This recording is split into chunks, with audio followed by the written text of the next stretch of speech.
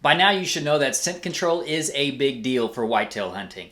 Now I know you probably have some examples of where you've just rolled out of bed, had a big breakfast burrito, put on just a regular old pair of blue jeans and a sweatshirt, went hunting and tagged a deer. But chances are you scared away way more deer, and the one that you did shoot probably was a young, small deer. I've done it myself when I was younger. But when I started paying attention to my scent, I started seeing way more and bigger deer. Now there were still some things that I had to learn the hard way. It didn't matter how good I was about washing my clothes and taking my scent eliminating shower, I still made these mistakes and it completely just ruined my hunt. So in this video we're going to go over 3 mistakes that I used to make and you could be making yourself that completely ruin your scent control. But before we get into the tips, do me a favor, and if this is your first time on my channel, hit that subscribe button and make sure you click that bell icon so you can be notified every time I upload a video. Also, down in the link below, consider checking out some shirts on Teespring and show your support for the channel. And the first mistake that you're going to make that's going to ruin your scent control, and it's one that I still make sometimes, is that you got gas on your way to go hunting. Like I said, this is a mistake that I sometimes still make. Sometimes you just forget to check whether or not you need gas before you get all loaded up and ready to go. It doesn't matter how careful you are about filling up your tank, that smell just seems to stick to you. Do yourself a favor and double check the night before or the morning of your hunt to make sure you've got enough gas to get where you're going. And just so you know, no amount of scent eliminating spray, or at least one that I've found yet, will get rid of that gas smell. And the second scent control tip is probably going to get me into some trouble, and that is cigarette smoke will certainly ruin your scent control. Now, I know plenty of people have killed deer while smoking. Actually, I have too, but you never know which ones you scared off while smoking. If you want to smoke after you've gotten dressed, or hell, even if you want to smoke in your stand, by all means, go for it.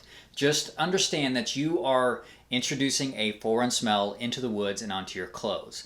It doesn't make much sense to me to go through all this time and effort to remove any kind of human or foreign scent and then just turn around and smoke a cigarette. The smell of cigarettes is like the smell of gas. It sticks to you and no amount of scent eliminating spray is going to remove it from you.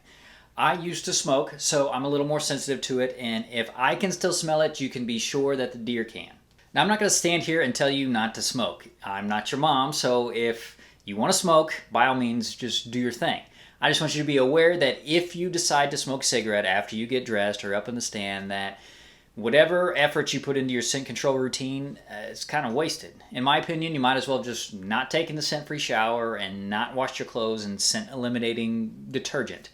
If you play the wind, it might not matter, but you never know.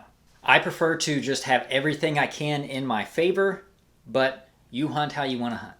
And the third thing that you are doing that is ruining your scent control is you're wearing every piece of gear to the stand. Now this is especially true during the colder portion of the season. When it's cold out, you got your long johns, your insulated pants, your sweatshirt, your Sherpa-lined coat. You throw all that on and then you start walking to the stand. And then you get halfway there and you're just drenched in sweat. And all that sweat is just going to seep out through your clothes and is going to just completely cover the area in sweaty man or woman scent.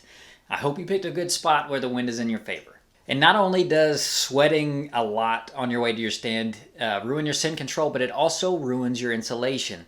That sweat is going to dry and just pull all the heat out of your body and you're going to get colder a lot faster.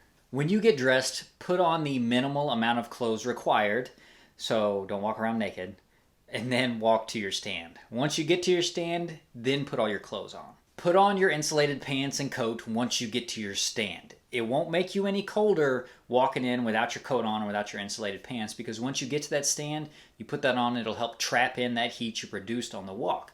Not to mention you won't sweat as much. Now the same goes for when it's hot outside. Here in Missouri, the beginning of season can be 80s or sometimes even 90s, and no matter what, you're going to sweat.